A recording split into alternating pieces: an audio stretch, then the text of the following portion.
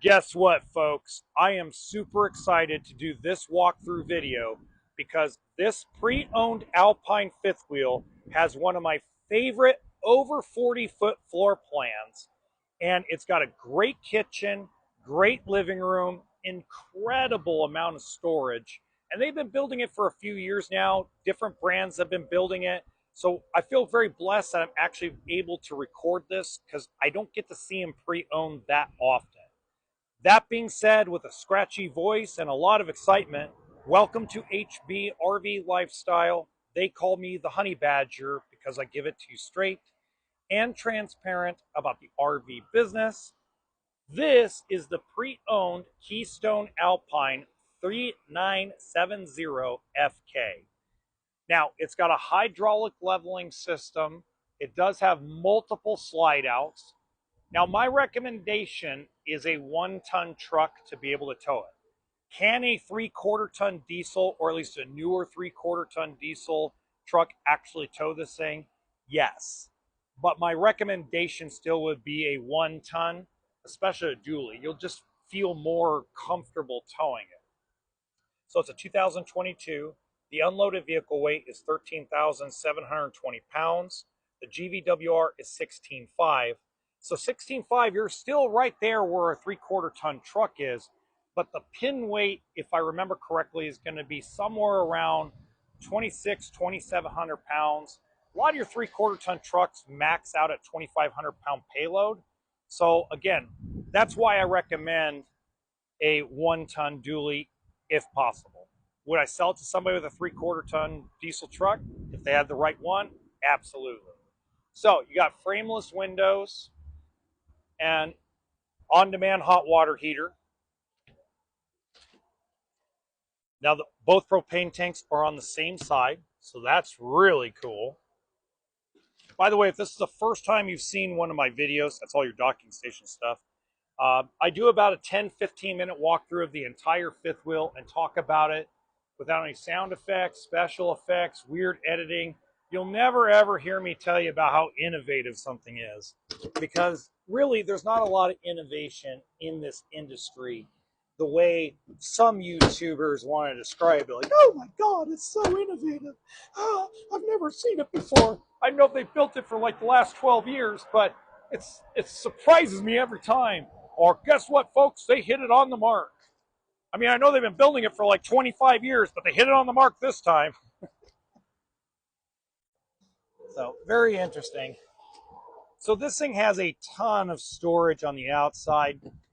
And, and I didn't open up the other one because that's where the sewer hose is, and I didn't want to gross anybody out.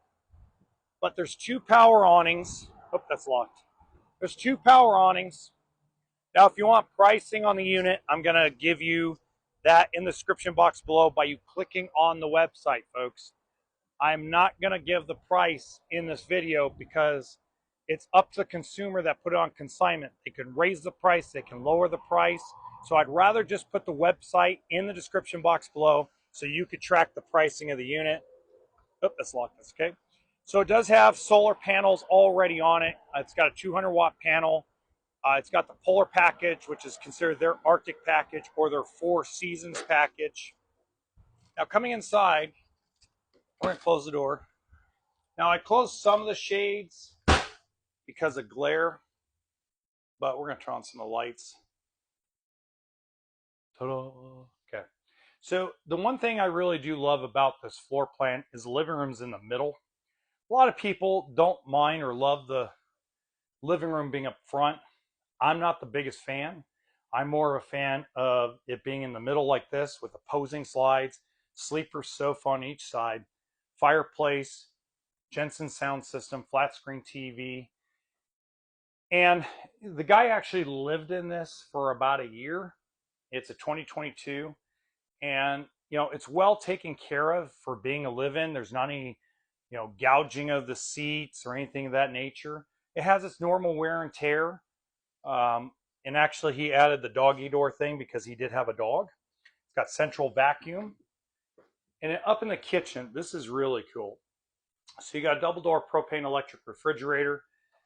Now, remember, this is becoming kind of a dinosaur. If you're a big dry camper, most people still prefer the propane electric. A lot of folks up in Canada and some of the northern United States prefer propane electric over the 12-volt electric still, even though the technology has gotten better.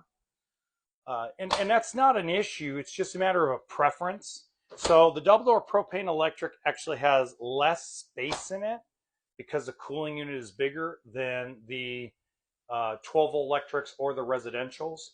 But what it does have is it does have the bigger microwave, the bigger oven, the 3-burner stove, and whisper cool air conditioner. So there's 2 ACs inside here. They're both whisper cools. That's generally something they put on the Montana. So this must have been something that was ordered from the factory. It is an option on the Alpine. It's an option on the Montana High Country, but it's something typically that's not ordered for the actual store to sit in stock. Normally you get whisper cools in the air conditioning system when you order it.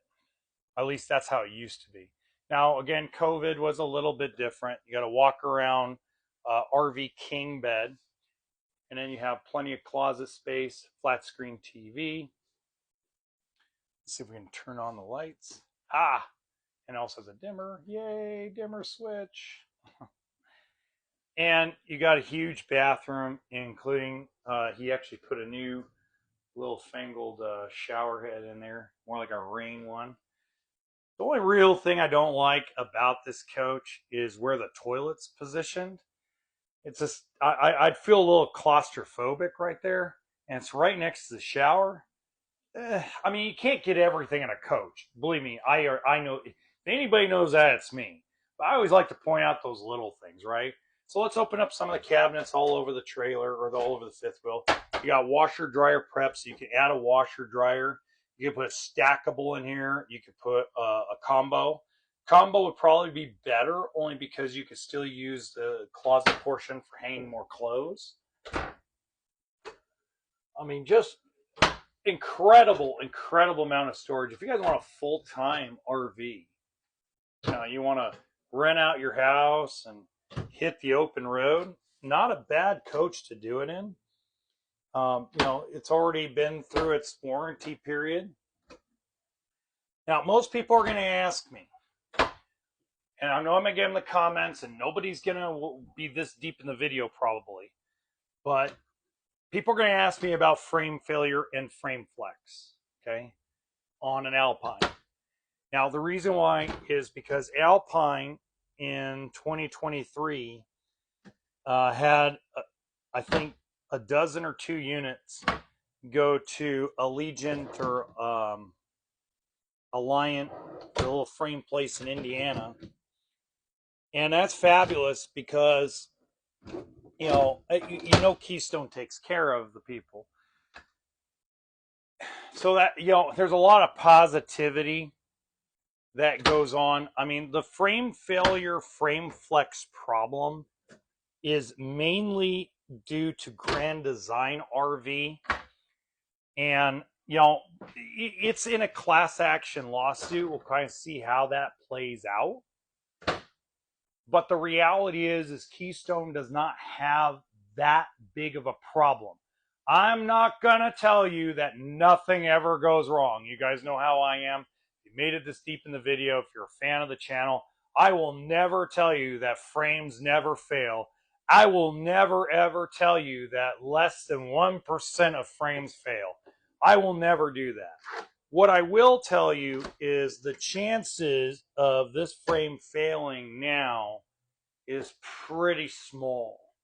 I would say small enough where, I'm comfortable doing a video on it and comfortable telling you about frame failure, frame flex.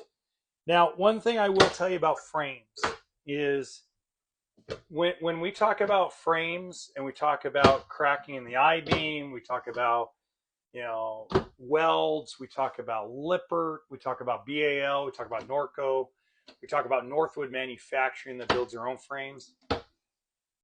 Nothing is ever perfect, okay? The goal is though is what happens a lot of times, and this is what I was telling somebody.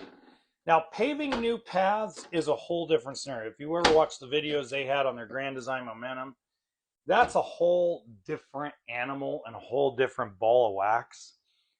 When I'm referring to frame failure and frame flex, I'm going to refer to some people that didn't notice anything. Like they didn't notice anything small and everything went to hell. A lot of times what ends up happening is people will see something small occurring and okay, I'll deal with it when I can deal with it. If you find anything that's really, really off, take your rig in, you know, get it fixed. You don't want to wait until you have a major, major problem. Now, in the top right-hand corner of this video, I got another big fifth wheel. That's one of my favorite floor plans. It's actually by Riverstone.